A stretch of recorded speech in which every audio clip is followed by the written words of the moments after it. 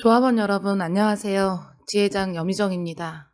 현재 우리의 상황은 많이 어렵습니다.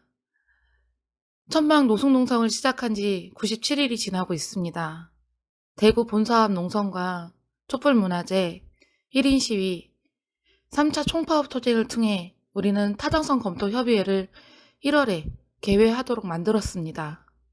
지난 1월 6일 정대화 이사장은 노동조합과 면담에서 지적 고용을 하려고 협의회도 하는 것이다.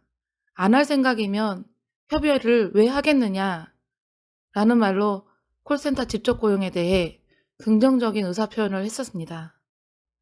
그래서 기대도 했었습니다. 2월 16일 2차 협의회까지 진행되었습니다. 2차 협의회를 마치고 나온 저는 참담했습니다.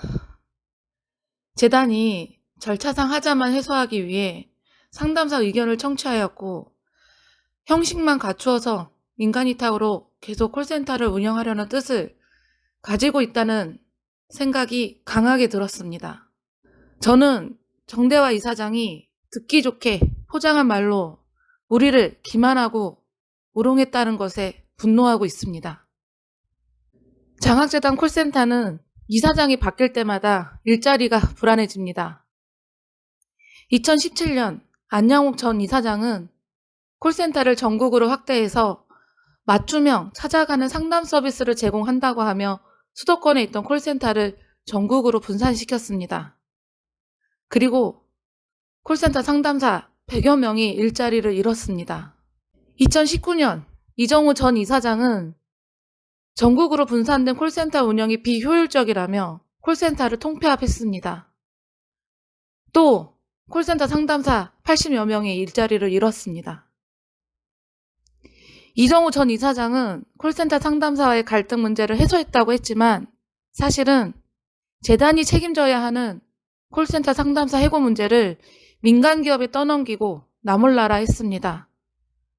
그리고 19년 3월 콜센터 상담사들도 모르게 콜센터를 민간 위탁 유지 결정을 했습니다.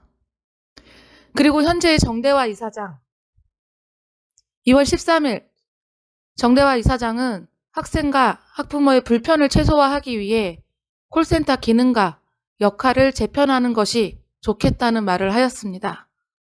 그리고 학자금 대출 상환에 대한 문의가 2230번으로 전화가 연결되도록 변경되었습니다. 이사장 말 한마디 때문에 생긴 일입니다. 정대화 이사장은 콜센터 직접 고용은 나몰라라 방관 중입니다.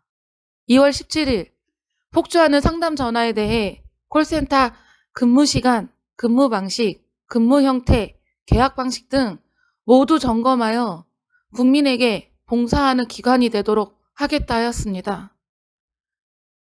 콜센터를 민간 위탁으로 운영하면서 콜센터 상담사들에게는 국민에게 친절하고 봉사하는 공공기관의 복무 자세를 요구하고 있습니다. 또 정대화 이사장은 2월 28일 콜센터 업무를 조정하고 계약 방식, 업무 방식, 홍보 방식, 시스템의 체계적인 개선을 통해 상담이 이루어지도록 하겠다 했습니다. 정대화 이사장이 말하는 밖으로는 친절한 재단, 안으로 행복한 재단에 우리 콜센터 상담사들은 없습니다. 장학재단 콜센터 상담사로 일하는 것은 늘 풍전등화처럼 위태롭고 불안합니다. 제도가 바뀌는 매 학기, 제도 개선의 방향, 취지 등 학생과 학부모들의 이해를 돕기 위해서 상담사들이 알고 있어야 하는 사업 방향에 대한 교육도 제대로 받지 못하고 민원상담 최일선에서 욕받이 역할을 해야 했습니다.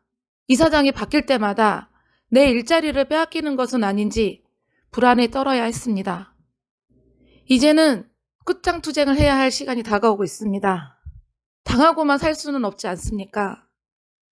당하고 살지 않기 위해 우리는 노동조합을 시작했습니다.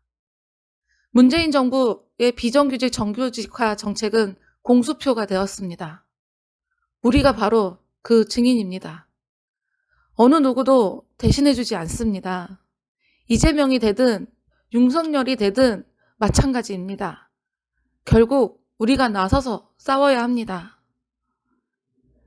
설사 우리가 힘이 부족해서 이번에 직접 고용 쟁취를 못한다고 하더라도 우리는 될 때까지 투쟁할 것입니다.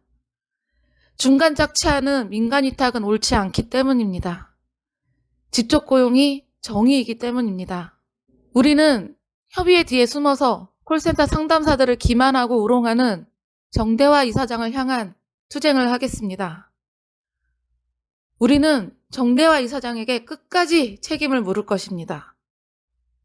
우리가 함께하면 우리도 행복한 장학재단 콜센터 상담사가 될 수 있습니다. 저희 간부들이 먼저 시작하겠습니다. 조합원님들도 함께 합시다. 투쟁!